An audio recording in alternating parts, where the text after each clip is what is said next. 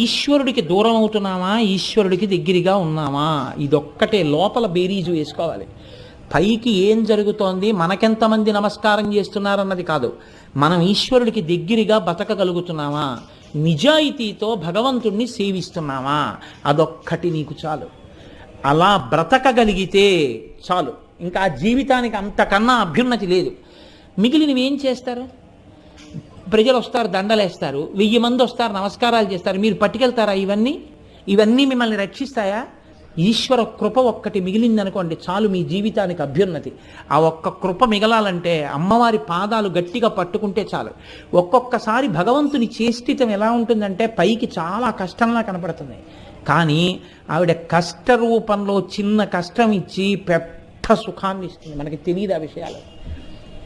పరమాచార్య మాటల్లోనే చెప్పాలంటే, నేను ఎలాగో ఇవాళ పరమాచార్య ప్రసక్తి తెచ్చాను కాబట్టి